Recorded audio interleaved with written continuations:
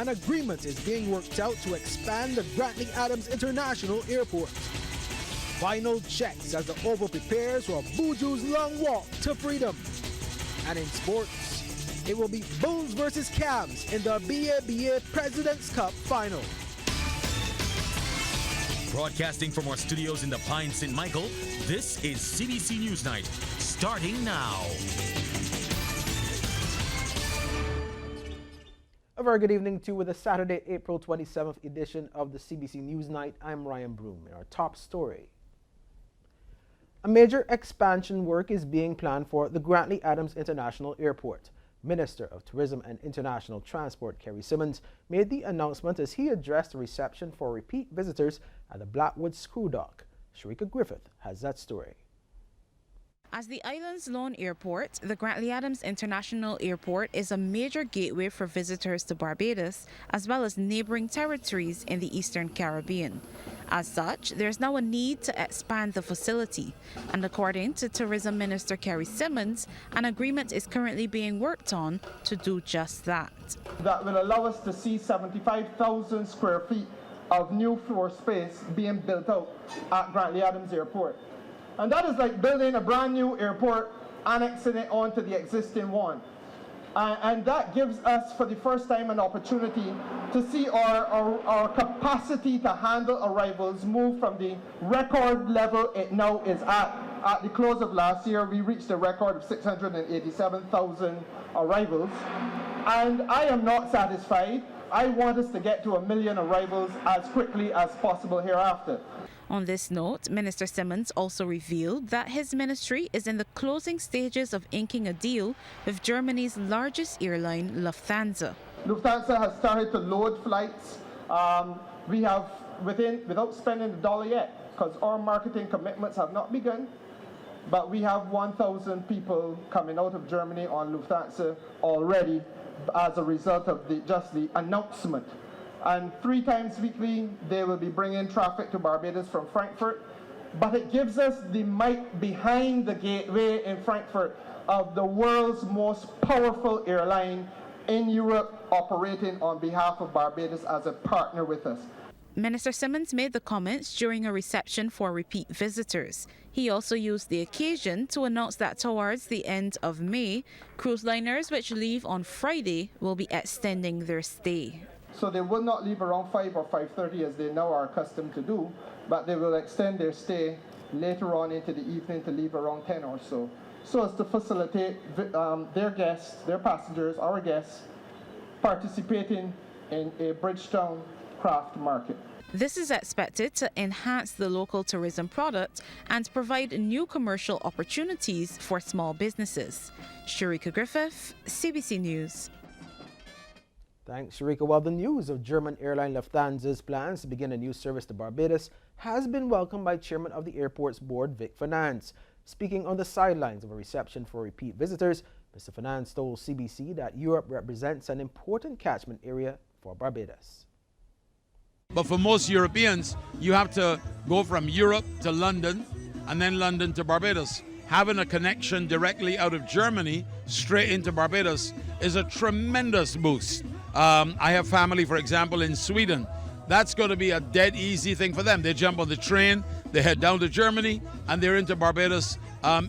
Whereas in other situations, they generally have to overnight in London on the way to Barbados. You take all of that hassle out of the way and you make it a lot easier for people in the European continent to come to Barbados. So it's a great thing. And now this news just coming to hand. Fire, police and other emergency service personnel are at this moment responding to reports of a chemical leak here in the Pine St. Michael area near the Pine Hill Dairy and the CBC. As a result, officials are diverting all traffic on the highway.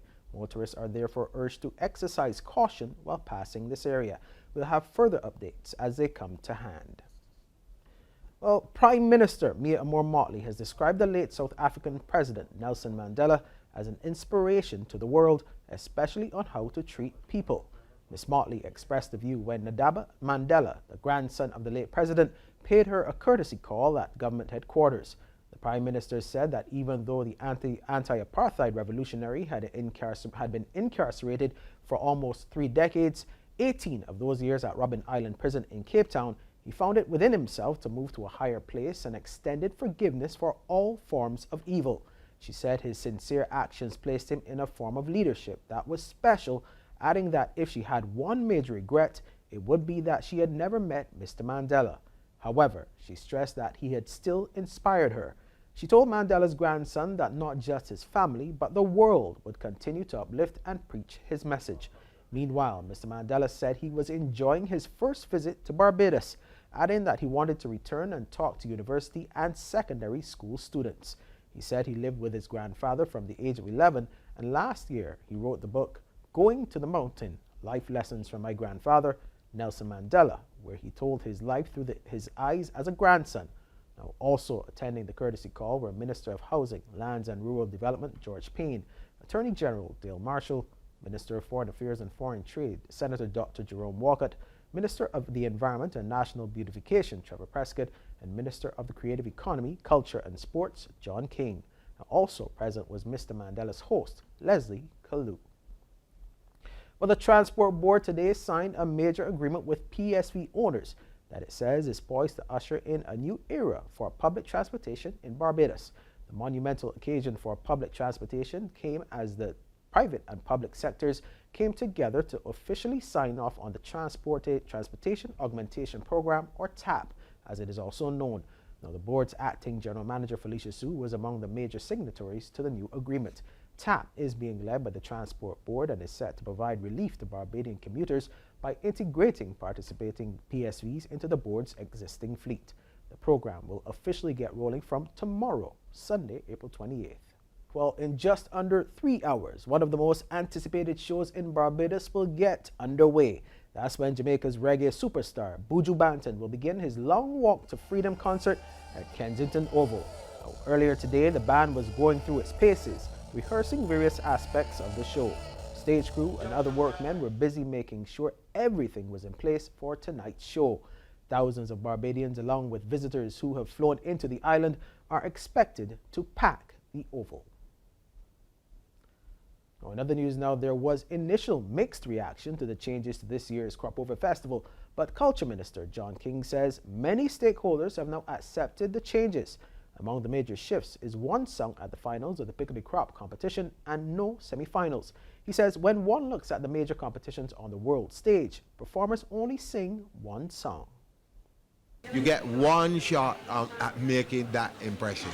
And so Calypso, for a number of years, has been the one area where people had the opportunity to perform two songs. But what we've seen over the years, and we have to be honest and frank, in that the numbers going to Pickety Crop have dropped off. And you have to ask yourself, okay, why? The research that I've done personally over the years, even before getting into this position, suggests that people are often disappointed in the offerings, and they keep bringing up the whole concept of people having a one song. Now, Mr. King was speaking during an open day hosted by the ministry at Sky Mall in Haggett Hall. Patrons at the mall were entertained by various artists along with students from the Lester Vaughan School. Now, he says many times the public is not aware of the work done by the ministry's various departments and agencies, and many people believe they just organize Crop Over and NIFCA. Now, as it relates to Soca Royale moving to the National Botanical Gardens at Waterford, he says they were looking at ways to keep the event fresh. You know, you have a competition, you get the winners from that competition, they're going to a final, there's a certain way that it is put on, and that has happened now for a number of years. But what are the things that you could bring to it that are going to be fresh, that will pique someone's interest, something that's completely different? And that is a change of venue. And ever so often, you're living on a small island, we don't have a lot of different spaces to go to, but you have to explore new spaces and give people a different experience. And for that reason alone, we decided that, you know what, let's do something out of the box. I mean, after all, the ministry is called Creative Economy, Culture and Sport. Some education news now. With the Barbados Secondary School's entrance examination mere weeks away, MP for St. Michael West Central, Ian Gooding-Edgell, has ensured Class 4 students of Lawrence T. Gay Memorial School are adequately prepared. He presented over 80 11-plus examination kits consisting of a clipboard and other stationery needed for the big day. Mr. Gooding-Edgell told students the school has not only helped to shape his personal life, but his career. He offered some advice to the students as they prepare for what he deemed a major milestone in their lives. Even now, I still clearly recall how nervous and anxious I was when I too was getting ready for the examination, as I sought to put into practice the very good advice offered to me by school teachers, members of my family, and people in the community who all wanted the best for me. I therefore urge you to pay very close attention to the advice from adults that you make your studies the most important activity in your life, since what they say to you is based on their love and care for your future development and on the practical experience of grown-up lives. Now for the Class 4 students, they intend to heed the advice given by the visiting politician. Sir said that to put in all effort and that to do our best, keep on striving to do excellence. I thank you, sir, for wishing me good luck on the exam. I wish you good luck on the rest of your life. I will use the things that you gave me to the best of my ability. Today, sir talked about when you're going to exam, to strive to your best. Don't worry about anything else and try to go to the school you want to.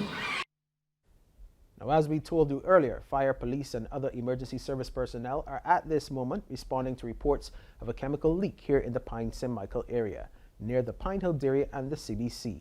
And as a result, officials are diverting all traffic on the highway. Motorists are therefore urged to exercise caution while passing this area. And what you're seeing now is live video of the outside of the highway, where, as we said, officials have diverted traffic at this time.